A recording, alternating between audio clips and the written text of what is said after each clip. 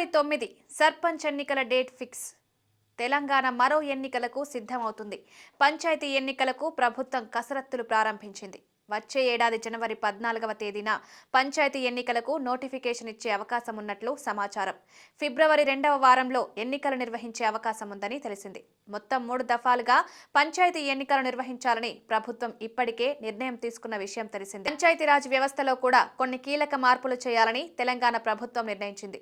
ఇందులో భాగంగా ముగ్గురు పిల్లల నిబంధన ఎత్తివేతతో పాటు రిజర్వేషన్లో మార్పులు చేర్పులపై వేగం పెంచినట్లు తెలుస్తోంది. మరోవైపు కనీసం 5 ఎంపీటీసీలతో ఒక ఎంపీపీ ఏర్పాటు చేయాలని భావిస్తోంది. ప్రస్తుతం కొన్ని మండలాల్లో 3 ఎంపీటీసీలతో ఒక ఎంపీపీ ఉండేది. వచ్చే అసెంబ్లీ సమావేశాల్లో ఎంపీపీ బిల్లు తెచ్చే యోచనలో ప్రభుత్వం ఉన్నట్లు తెలిసింది. కాగా ఈ ఏడాది ఫిబ్రవరి నెలతోనే తెలంగాణ సర్పంచ్ల పదవీకాలం ముగిసింది. ప్రస్తుతం గ్రామ పంచాయతీల్లో ఇన్ఛార్జ్ల పాలన నడుస్తోంది. కాంగ్రెస్ ప్రభుత్వం వచ్చిన తర్వాత జరగబోతున్న తొలి సర్పంచ్ ఎన్నికలు ఇవే కావడం గమనార్హం.